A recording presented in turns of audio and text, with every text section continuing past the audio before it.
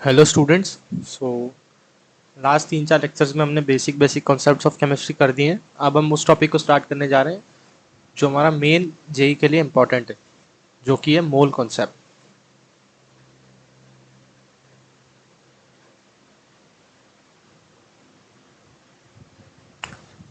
Concept तो तुम्हें समझ आता है कि इससे रिलेटेड होगा। What is mole? तो मोल को तुम ऐसे डिफाइन कर सकते हो, mole is a amount of substance, 1 मोल, 2 मोल, 3 मोल, 4 मोल, जो कि कंटेन करता है अलग अलग एंटिटीज। जैसे कि मान के चलो तुम किसी मॉलिक्यूल का 1 मोल निकाल रहे हो, किसी आयन का 1 मोल निकाल रहे हो, किसी एटम का 1 मोल निकाल रहे हो, जो कि इक्वल होगा C12 atom of C12 isotope. Reference atom तुम्हें दिमाग में लेके चलना ही है कि क्या होगा। तो 1 मोल तुम किसी का भी निकाल सकते हो, एटम का, मॉलिक्यूल का, कुछ भी, जो कि इक्वल होगा कार्बन के C12 एटम के।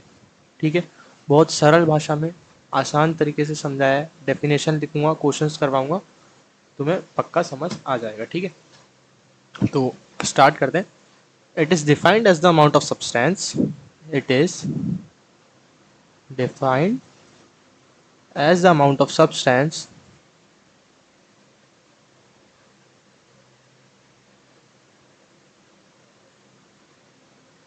containing number of entities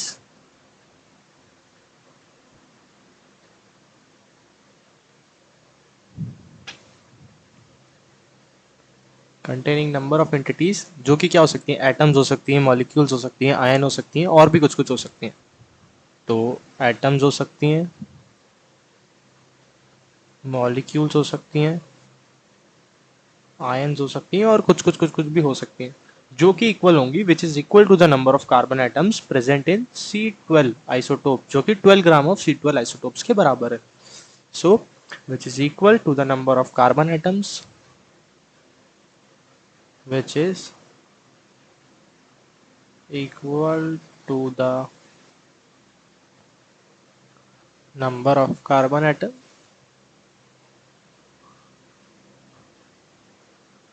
present in 12 gram of C12 isotope, present in 12 gram of C12 isotope. ठीक है, मोल की डेफिनेशन समझ आ गई तुम्हें। अब 12 ग्राम ऑफ C12 आइसोटोप क्या कंटेन करता है, how much number of atoms it actually contains. So हम यहाँ बात कर रहे थे ना कि containing the amount of substance, mole को तुम्हें ऐसा रखना है, it is defined as the amount of the substance. Substances can be different, it can be atoms, molecules, ions as well, जो कि इक्वल करता है C12 आइसोटोप के कार्बन एटम्स के बराबर। ठीक है, यही इसकी डेफिनेशन है। अब तुम्हें C12 आइसोटोप के कार्बन एटम्स में कितने एग्जैक्टली नंबर ऑफ एटम्स होंगे वो हम डिस्कस करते हैं। ठीक है, तो 12 gram of C12 isotope contains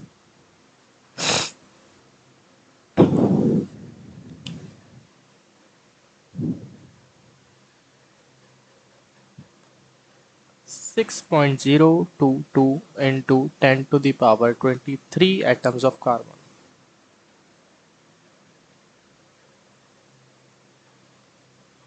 6.022 into 10 to the power 23 हमारा है एवोगैड्रोस नंबर।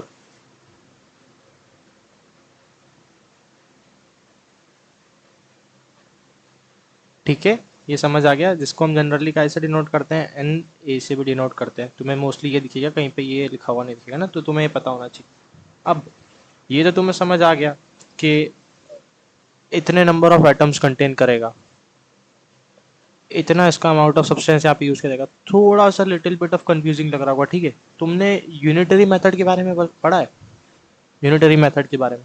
चलो थोड़ा सा यूज करते हैं, यूनिटरी मेथड से खेलते हैं, तो तुम्हारे लिए और ज़्यादा सिंपल हो जाएगा। ठीक है, सिंपल कैसे हो जाएगा,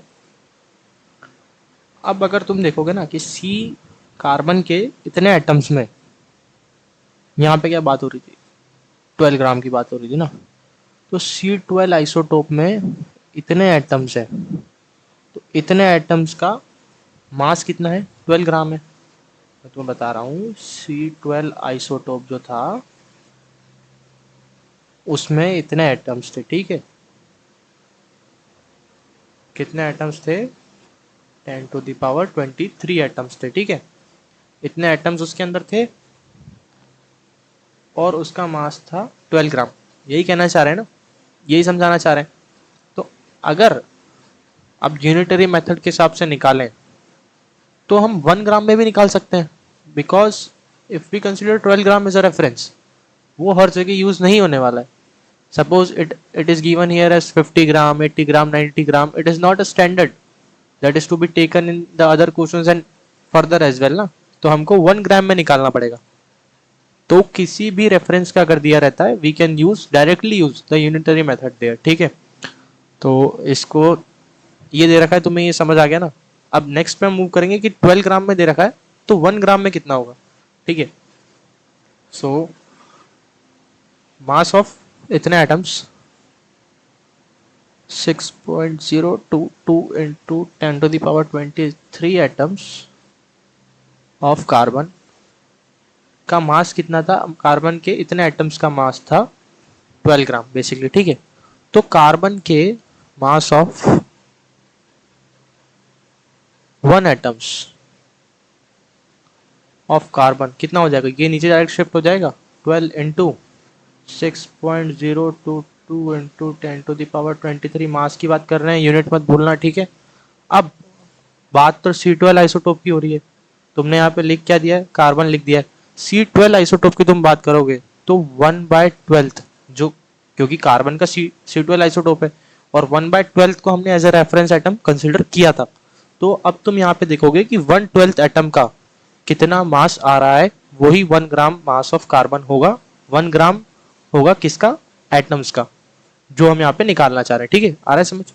तो मास ऑफ 1/12, इसको मिटा दो, ठीक है। Mass of 1/12 atoms of carbon. अब तुम यहाँ निकालना चाह रहे हो ना, तुमने यहाँ 12 से मल्टीप्लाई किया, टेक 12 बोथ साइड्स, तो दोनों साइड्स कैंसिल हो जाएगा, बट जो हमको निकालना है वो आ जाएगा, ठीक है। 12 6.022 इंटू 10⁻23, इधर भी 12 से 12 करोगे, इससे ये जाएगा 1/this, तुम इधर निकालोगे तो वो आ जाएगा ना, जो हमने सेम निकाला था, as we already found out this, don't forget the unit. So वो आ जाएगा 1 AMU, दैट इज 1/Na। ये हम ऑलरेडी निकाल चुका है, ठीक है। यही मैं बताने जा रहा था। अब तुम पूछोगे कि ठीक है, आपने हमें मोल समझा दिया, कितने मास में कितने एटॉमिक यूनिट होगा, ये घूम फिर के आपने हमें मोल समझा दिया, ठीक है। समझ आ गया, इसमें कुछ तो डाउट नहीं है। Avogadro's number. अब तुम्हें बताएंगे कि रिलेटिव एटॉमिक मास यूनिट और ग्राम में क्या डिफरेंस होता है। बेसिकली मास, बात तो हम यहाँ पे मास की कर रहे हैं ना। हमने रिलेटिव मॉलिक्यूलर मास पढ़ा, रिलेटिव एटॉमिक मास पढ़ा, एटॉमिक मास यूनिट पढ़ा और नॉर्मल मास पढ़ा। अब तुम्हें जनरली डिफाइन करता हूँ कि how would you represent, if अगर तुम्हें रिप्रेजेंट करने की जरूरत पड़ेगी तो, ठीक है। कार्बन का मास है 12, ठीक है। तो तुम रिप्रेजेंट कैसे करोगे।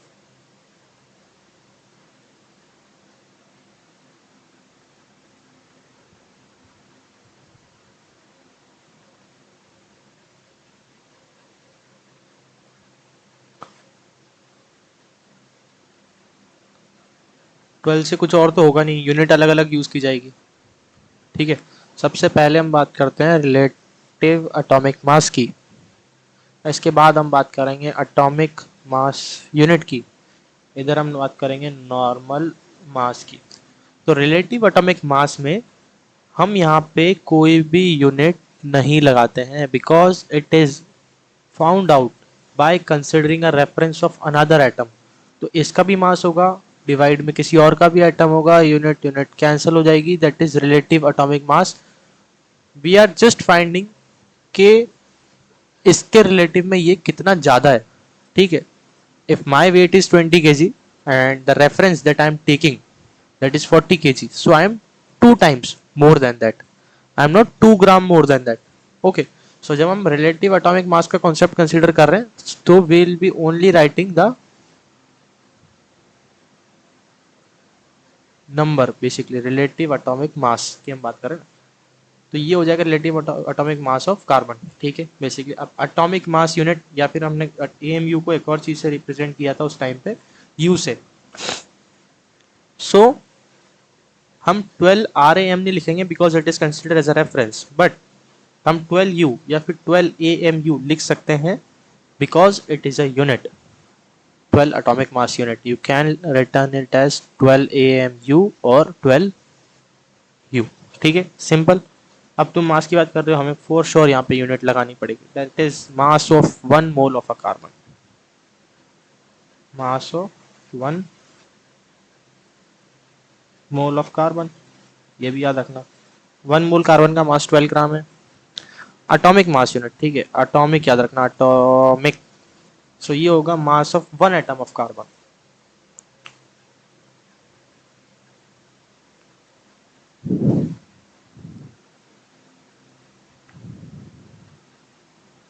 रिलेटिव एटॉमिक मास था, तो ये हो जाएगा relative atomic mass of carbon.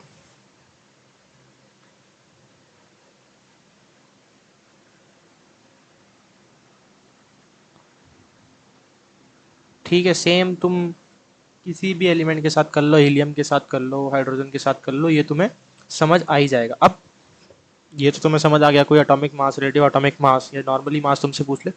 कुछ कुछ चीजें भी हैं, अगर तुम एटॉमिक मास को मान के चलो, एएमयू को अगर ग्राम में रिप्रेजेंट करते हो सकता है, तो उसे ग्राम एटॉमिक मास बोलते हैं, that is gram mass of 1 mole of atom, mass of 1 mole of atom. अगर तुम देखो, तो मैं नोट लिखा देता हूँ, इंपॉर्टेंट है, ये यूज में आ सकता है, ठीक है, कुछ नोट्स हैं हर चीज के आगे नोट है। When atomic mass is expressed in terms of gram, it is called as gram atomic mass. When atomic mass, change कर लेते हैं,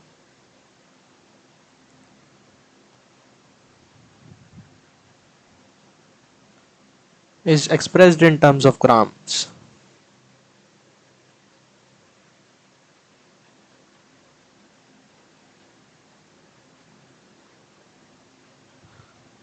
it is known as, writing गंदी पर देख लेना, known as ग्राम एटॉमिक मास।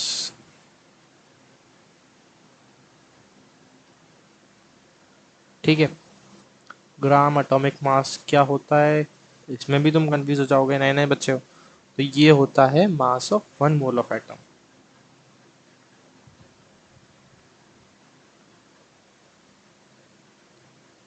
ठीक है, अब जब तुम मॉलिक्यूलर मास को एक्सप्रेस करोगे ग्राम में, तो वो होगा ग्राम मॉलिक्यूलर मास, ठीक है। अब वो एक पर्टिकुलर मॉलिक्यूल का हो सकता है, किसी सब्सटेंस का हो सकता है, ठीक है।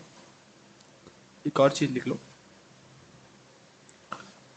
when molecular mass is expressed in terms of gram, when molecular mass is expressed in terms of gram, it is known as gram molecular mass.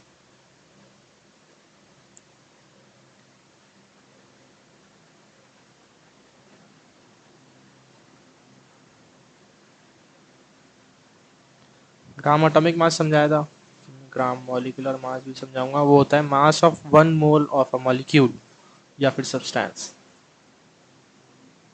Mass of 1 mole of a molecule या फिर substance, ठीक है। Basic basic points थे, सारे बता दिया हमने, मोल से स्टार्ट किया था, तो मैं रिलेटिव एटॉमिक मास बता दिया, मोल क्या होता है ये बता दिया, मोल कॉन्सेप्ट में ये फर्स्ट चीज थी, ठीक है, व्हाट इज मोल।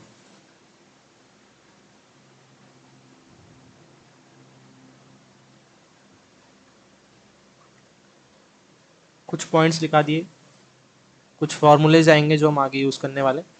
कुछ एक और चीज तुम याद कर लेना कि जब 1 ग्राम एटम्स मतलब क्या होता है, 1 मोल एटम, ग्राम मॉलिक्यूल एटम का मतलब होता है 1 मोल मॉलिक्यूल।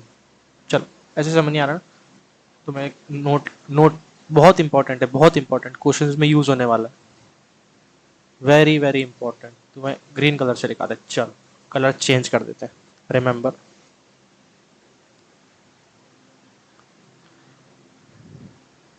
पहले पॉइंट लिख लो फिर समझा देता हूँ, लिखते लिखते समझ आएगा। 1 ग्राम एटम,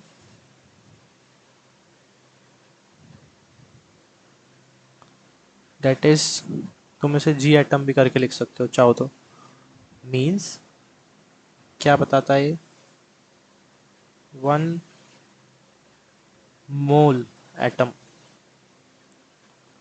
तुम सेकंड चीज लिखो, 1 ग्राम मोलिक्यूल,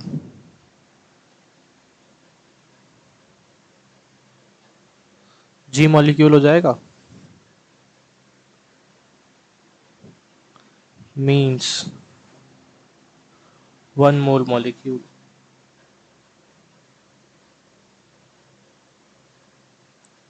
थर्ड, 1 ग्राम आयंस,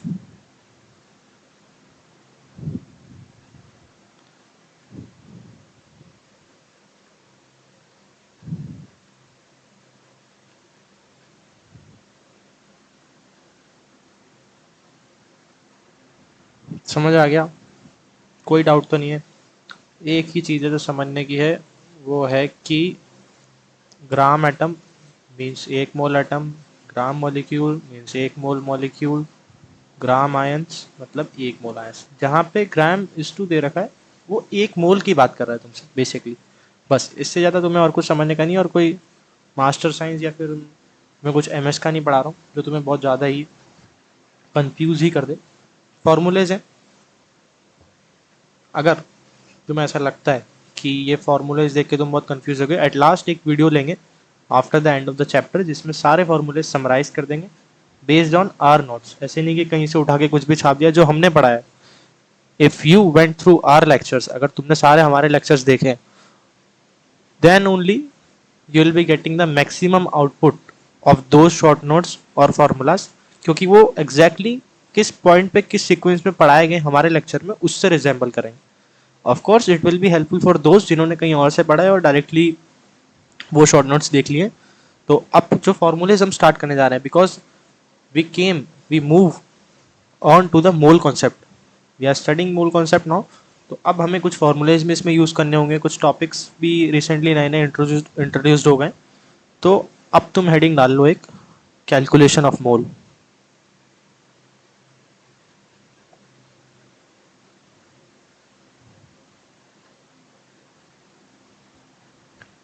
सबसे पहली चीज़, ठीक है, सबसे पहली चीज़ फॉर्मूले में आती है, इसके पहले तो मैं एक हेडिंग बता दी थी ना, इसे तुम डाल लो 0.2, ऐसे ना करके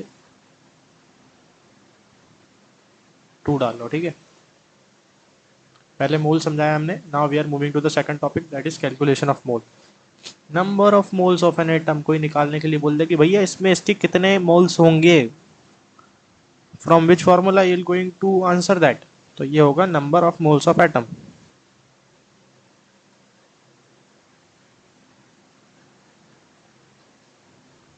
कैसे निकालोगे, मास ऑफ एटम्स इन ग्राम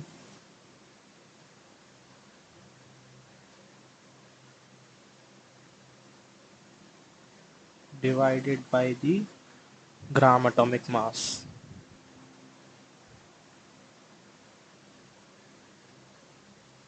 अब तुम्हें ये बिल्कुल कंफ्यूज होने की जरूरत नहीं है कि एटम का मास क्या होगा ग्राम में, जो हमने बताया था जैसे कि कार्बन उसका 12 ग्राम होगा। ग्राम एटॉमिक मास GAM हमने बता दिया था कि जब, ये देखो बहुत अच्छे से एक्सप्लेन किया था, एटॉमिक मास यूनिट को, जब तुम एटॉमिक मास यूनिट को ग्राम्स में एक्सप्लेन करते हो तो वो ग्राम एटॉमिक मास होता है, that is gram atomic mass. Mass of atoms in gram, ये था मास ऑफ एटम्स इन ग्राम। और इससे तुम नंबर ऑफ मोल्स निकाल सकते हो, जैसे कि ये था mass of 1 mole of carbon. जब तुम यहाँ पे 12 ले लोगे और जब तुम यहाँ पे 12 ले लोगे, ये ग्राम में हो जाएगा, कट जाएगा, तो ये नंबर ऑफ मोल्स निकल जाएंगे, वो 1 मोल निकलेगा। ठीक है, आ गया, सिंपल है। ठीक है, सेकंड पे जाते हैं। Number of moles of a molecule या फिर substance, number of moles of a molecule या फिर सब्सटेंस, तो वो हो जाएगा mass of a substance in gram.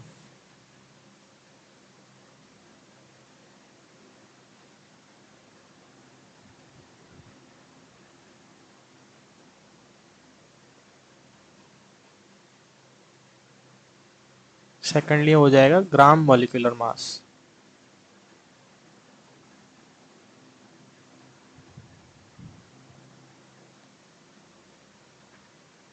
Moles of an atom निकाल लिया, मोल्स ऑफ एन मॉलिक्यूल निकाल लिया, मोल्स ऑफ पर्टिकुलर सब्सटेंस भी निकाल लिया। अब तुम्हें एक और चीज पढ़ाई थी कि we are here to discussing about the different state, solid, liquid, gas. Let us assume कि तुम्हें कोई गैस दे दी, अब तुम्हें उसके मोल्स निकालने, how would you find? So for a gas you can't find the gram atomic mass because it is a gas.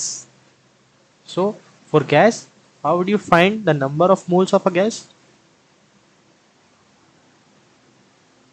Number of moles of a gas, उसको तुम कैसे निकालोगे? That volume of gas in liter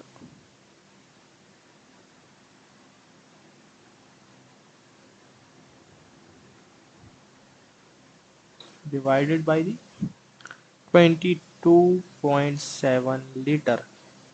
Up, the volume of gas in liter is, we have mentioned above the two conditions. One is we have taken a temperature 273 Kelvin, that is room temperature. Temperature should be in the Kelvin. But for the pressure, we have taken two conditions. At standard temperature and pressure हमने दो जगह लिया था.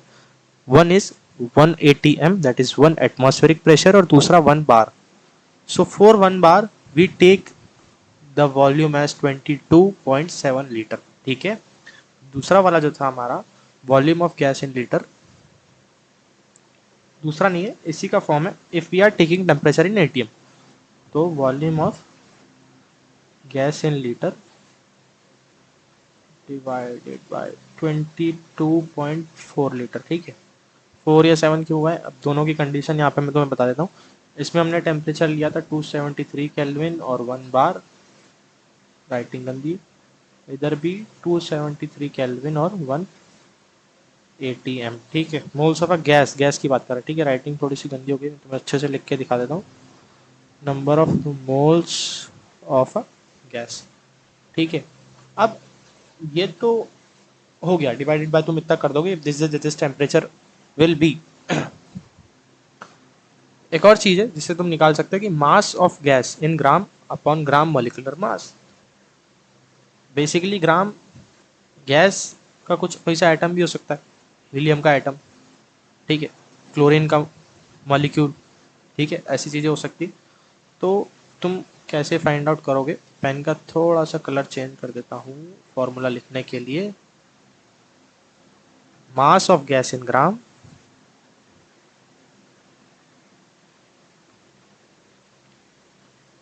Divided by gram molecular mass.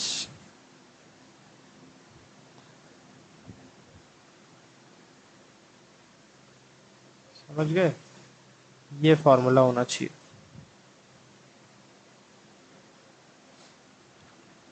चौथी चीज, तीन चीजें हमने डिफाइन कर ली है, हम सेकंड टॉपिक पे मूव ऑन कर चुके हैं। चौथी चीज आएगी number of moles of an atom. We have find the number of moles of an atom, ये हमने निकाल दिया था ना। एट लास्ट इसका क्या आया था कि अगर तुम मोल की कैलकुलेशंस करना चाह रहे हो, अगर तुम number of molecules, ions, gas कुछ भी निकालना चाह रहे हो, तो इधर था हमारे mass of atoms in gram upon gram atomic mass. Fourth चीज, if you want to find out the,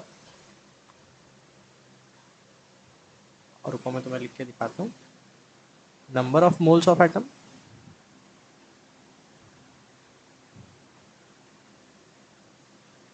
atom consider कर लो, तुम मॉलिक्यूल्स कर लो, आयंस कर लो, गैस कर लो।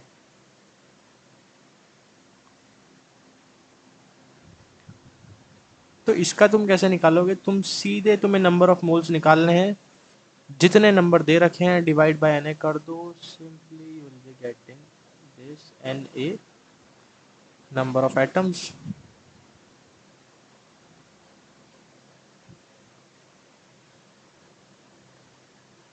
Molecules gas.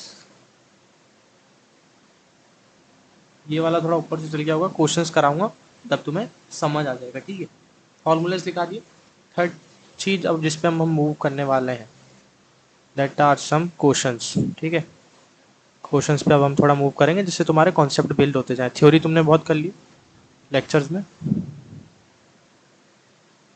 हेडिंग डाल लो क्वेश्चंस, ठीक है।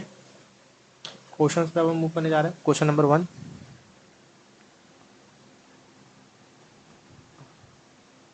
Find number of atoms in the following. Find number of atoms in the following, ठीक है। सबसे पहला तुम्हें दे दिया है 52 AMU ऑफ हीलियम, मान के चलो, ठीक है। ठीक है, अब तुम्हें 52 AMU दे दिया, ठीक है। Atomic mass unit what will be the, तुम्हें यहीं की यहीं सॉल्व करके दिखाता हूँ, ठीक है। हीलियम का AMU कितना है? 4 नहीं है? 4 है।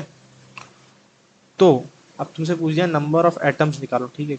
इसका तुम्हारा क्वेश्चन पूछ क्या रहा है कि नंबर ऑफ एटम्स निकालो, और हम आंसर करेंगे कि 52 AMU दे रखा है, हीलियम के में कितने एटम्स होंगे। सो 4 AMU होता है 1 एटम ऑफ हीलियम में। तो 52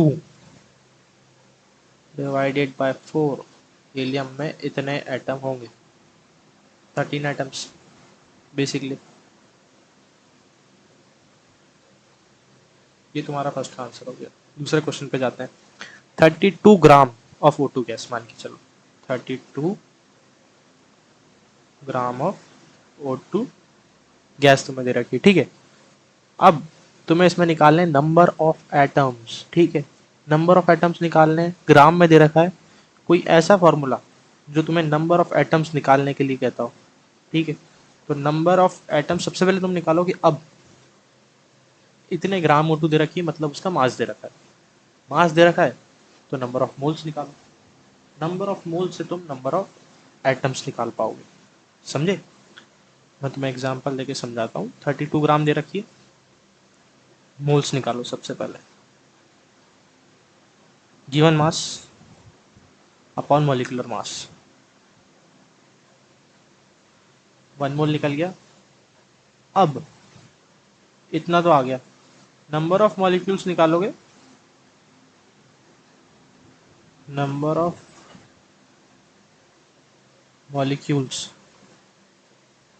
ऑफ O2 के किसके बराबर होंगे? Na एटम्स के बराबर होंगे। एटम्स, एटम्स ही तो हमें यहाँ पे निकालने हैं, number of atoms. So number of molecules of O2 Na के बराबर होंगे। तो 1 मोल था, Na एटम था, तो तुम कैसे निकाल सकते हो number of molecules? How would you find out के नंबर ऑफ ओ एटम्स इसके अंदर कितने हैं? नंबर ऑफ एटम्स है ना, तो नंबर ऑफ ओ एटम्स इसके अंदर कितने होंगे?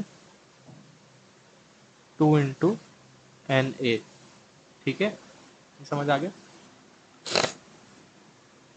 थर्ड क्वेश्चन पे जाएंगे कि अगर number of atoms 4 gram helium में कितने होंगे। अब एक तो हमारा था कि 32 ग्राम O2 में कितने होंगे, दैट इज गैस। थर्ड या फोर्थ क्वेश्चन पे हम मूव ऑन करते हैं, ठीक है।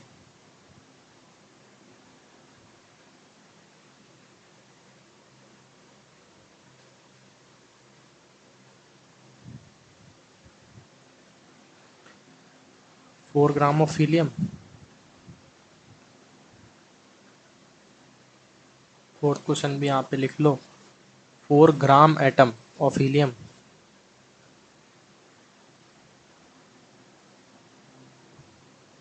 अच्छा क्वेश्चन होने वाला है ना। तुम्हारे कॉन्सेप्ट भी इसमें थोड़े से क्लियर हो जाएंगे कि भाई क्या डाउट है। 4 ग्राम हीलियम हमें दे रखी है, ठीक है। 4 ग्राम इसका क्या है, ग्राम एटॉमिक मास है।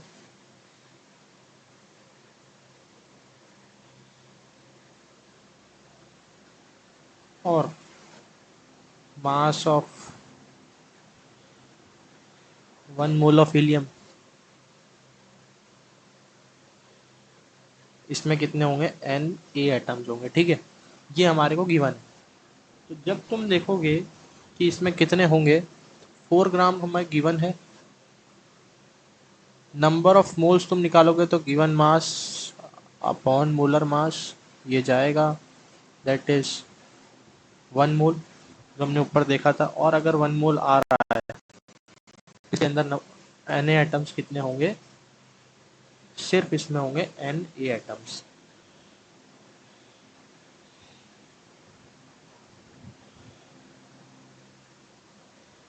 अब जो बेसिकली डिफरेंस आएगा, that is 4 gram atom of helium.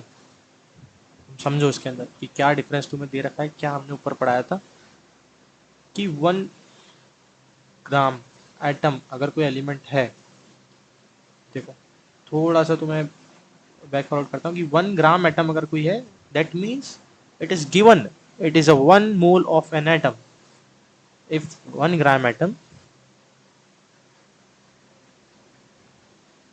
is given, that defines, that means it is a 1 mole of an atom.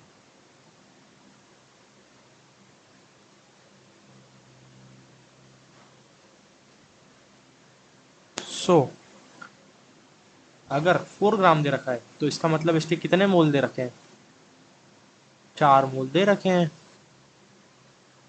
He atom. और अगर 1 मोल के लिए Na था तो 4 मोल के लिए 4 × Na हो जाएगा। यही वो पूछना चाह रहा है, यही वो कहना चाह रहा है, ठीक है। ये हो गया। अब एक दो क्वेश्चंस और कराते हैं, तुम्हारे बेसिक डाउट्स क्लियर हो जाएंगे। फिफ्थ वाला मैं तुमसे पूछता हूँ कि suppose Na 6.022 into 10⁻23 molecules of O2 gas में कितने एटम्स होंगे, ठीक है।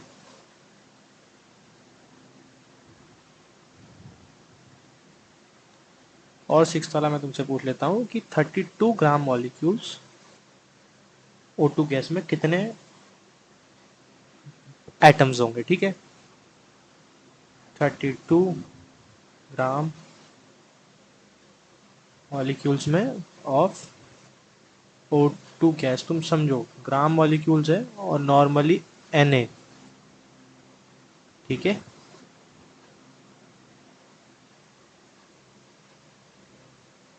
Na molecules of O2 और 32 ग्राम्स ऑफ O2। अब जनरली तुम इसका आंसर कैसे करोगे कि मोल्स ऑफ O2 तुम्हें निकालने पड़ेंगे to find out the number of atoms, because number of atoms is equals to given of mass upon molecular mass number of moles, ठीक है। तो तुम मोल्स सबसे पहले निकाल लोगे, O2 के मोल्स का ही चैप्टर है। गिवन मास इतने दे रखे upon molecular mass given divided by Na होता है ना 6.022 इंटू 10⁻23 डिवाइडेड बाय 6.022 इंटू 10⁻23, काटोगे तो ये आ जाएगा 1 मोल, ठीक है। अब 1 मोल में O2 के कितने एटम्स हैं, तो there are 2 into Na atoms that are present in this much molecules of O2 gas. वहीं पे अगर तुम देखोगे कि कितने एटम्स प्रेजेंट है 32 ग्राम मॉलिक्यूल में, सो अब मैंने बोला था कि जितने ग्राम दे रखी है उतने ही मोल उसमें होंगे। ऊपर 4 ग्राम दे रखी थी, 4 ग्राम दे रखा था तो हमने 4 मोल लिए थे। अब 32 ग्राम मॉलिक्यूल दे रखे, तो सबसे पहले तो तुम इससे पहले चीज समझो कि ये 32 मोल्स है, बिल्कुल सिंपल। O2 के 32 मोल्स है, 32 मोल्स है। तो ये डिफाइन कर सकता है, तुम्हें पता है कि अगर तुम इसे क्रॉस करोगे मल्टीप्लाई तो हो जाएगा 32 Na molecules of O2, 32 Na molecules of O2। वही एक मॉलिक्यूल ऑफ O2 में कितने होते हैं? 2। तो एटम्स कितने हो जाएंगे? 2 × 32 Na एटम्स ऑफ O। क्योंकि ऊपर हमें बोला था कि फाइंड करने के लिए कि find out the number of atoms in the following. तो नंबर ऑफ एटम्स लास्ट वाले में कितने हो जाएंगे? 64 Na atoms of O।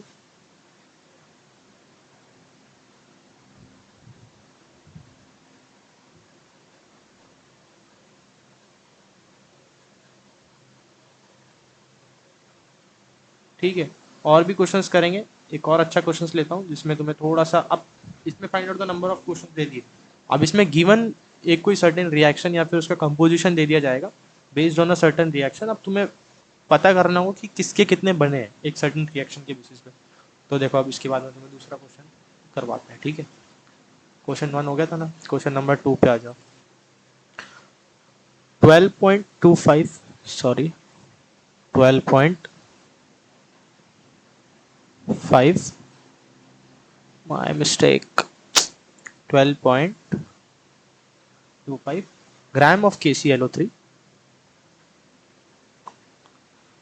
Units पे ध्यान रखना है ना। Is completely heated according to the reaction.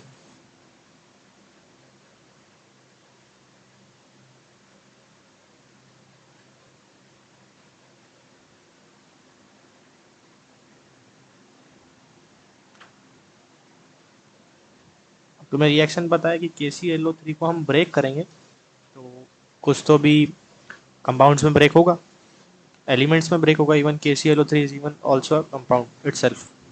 तो KClO3 को जब हम ब्रेक करेंगे मतलब हम इसे हीट प्रोवाइड करेंगे, ठीक है।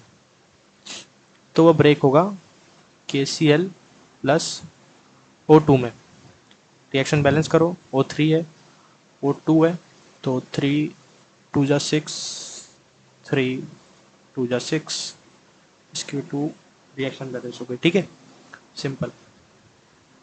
तो अब तुम्हें क्या क्या फाइंड आउट करना है, क्या क्या तुम्हारी फाइंडिंग्स है, वो मैं यहाँ पे लिख देता हूँ, ठीक है।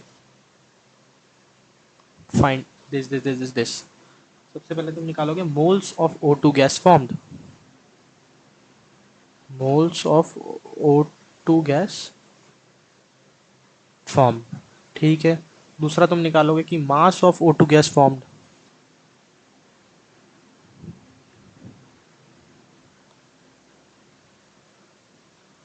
तीसरा तुम इसी क्वेश्चन में से निकालोगे मॉलिक्यूल्स ऑफ O2 फॉर्म्ड।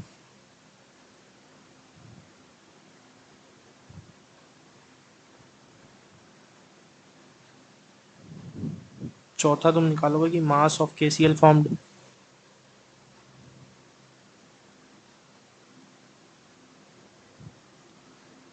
पांचवा तुम निकालोगे volume of O2 formed at room temperature, ठीक है।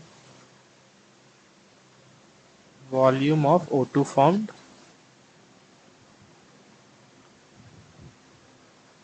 at 273 Kelvin and pressure being 180 m, ठीक है। मास ऑफ KCl तुमने देख लिया था। अब कुछ कुछ चीज़ें हैं जो तुम्हें पता नहीं हो सकती, वो मैं तुम्हें ऑलरेडी बता देता हूँ कि भाई इनका एक्चुअल मास और कितना होता है, ठीक है। एटॉमिक मास सोडियम पोटेशियम का होता है पोटेशियम 29 ना, ठीक है ठीक है ठीक है। पोटेशियम का होता है 39, क्लोरीन का होता है 35.5 और ऑक्सीजन का होता है 16। ये होता है एटॉमिक मास। सपोज कि ये तुम्हें ऑलरेडी गिवन है क्योंकि अभी तुम्हें पता नहीं है, ठीक है। ये सारे क्वेश्चन है, वन बाय वन स्टार्ट करते जाओ, क्वेश्चंस लिख लो। अब हम सॉल्व करना स्टार्ट करेंगे। तो सबसे पहला इस रिएक्शन में तुम्हें देखना है कि O2 के कितने मोल्स फॉर्म्ड हुए हैं, सिर्फ O2 के, ठीक है। तो सबसे पहले तुम गिवन मास अपॉन मॉलिक्यूलर मास जब करोगे तो तुम ये देखोगे कि in that particular reaction what is the total mass of a compound. ठीक है, ठीक है, आगे मूव ऑन करेंगे। टोटल मास ऑफ KClO3 कितना है।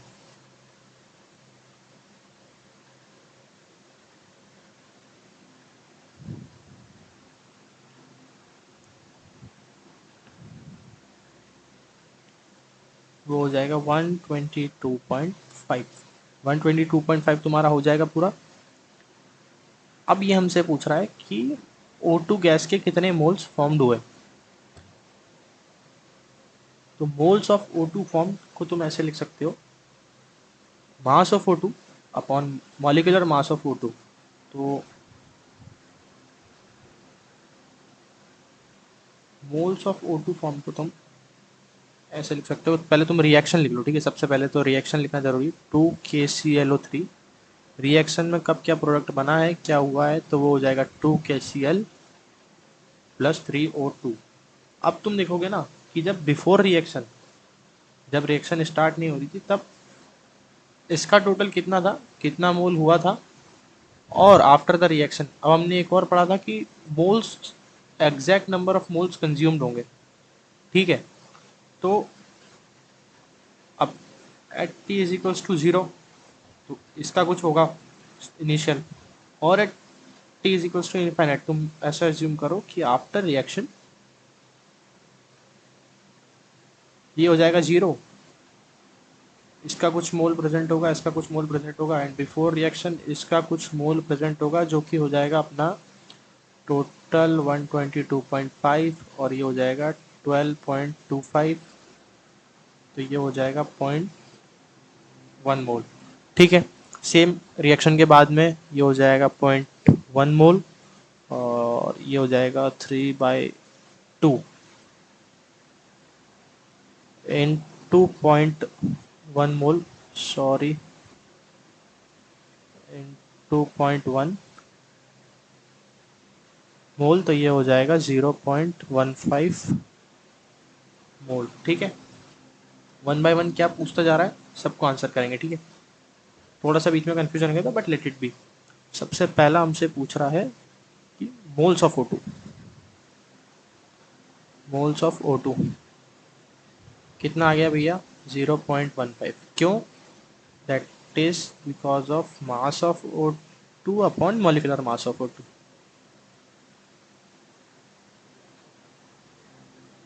निकाल लेना, 0.15 ही आएगा। ठीक है, दूसरा क्वेश्चन इसने हमसे पूछा था कि mass of O2 gas form.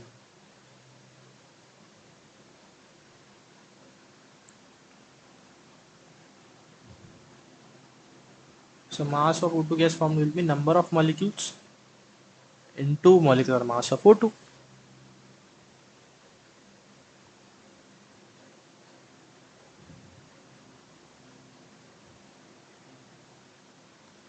ठीक है, नंबर ऑफ मॉलिक्यूल्स कितने थे, नंबर ऑफ मोल्स थे, sorry sorry sorry sorry, my mistake.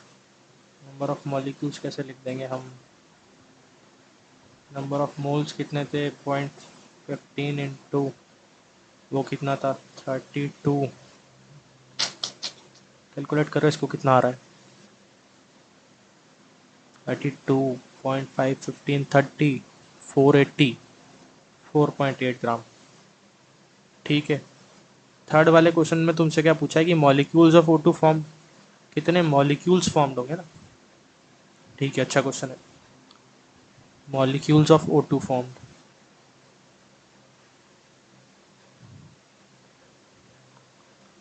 Molecules of O2 formed है तुम्हारे 0.15 इंटू Na, बिकॉज जो फॉर्मूला था मोल्स का, नंबर ऑफ मॉलिक्यूल्स कौन ने था क्या नहीं था।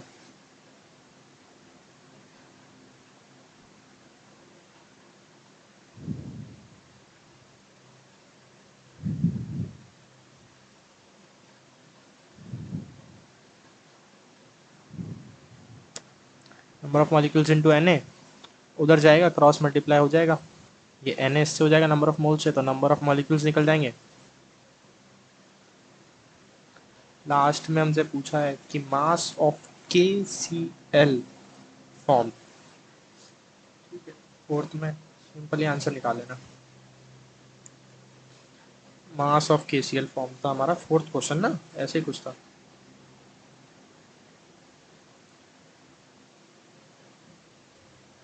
मास ऑफ केसीएल तुम ऐसे निकालोगे कि given number of moles into molecular mass of KCL. Mass of KCL था गिवन नंबर ऑफ मोल्स तुम्हें जितना दे रखे हैं into molecular mass of KCL. पढ़ाया तो है ऊपर फॉर्मूला में। सो केसीएल का इंडिविजुअल अगर तुम देखोगे सीएल का 35.5 प्लस 39 तो वो हो जाएगा 74.5, 7.45 ग्राम आ जाएगा केसीएल का तुम्हारा मास। फिफ्थ क्वेश्चन तुमसे पूछा था वॉल्यूम ऑफ O2 फॉर्म्ड। एक तो तुम्हें वॉल्यूम का फॉर्मूला हमने बताया था,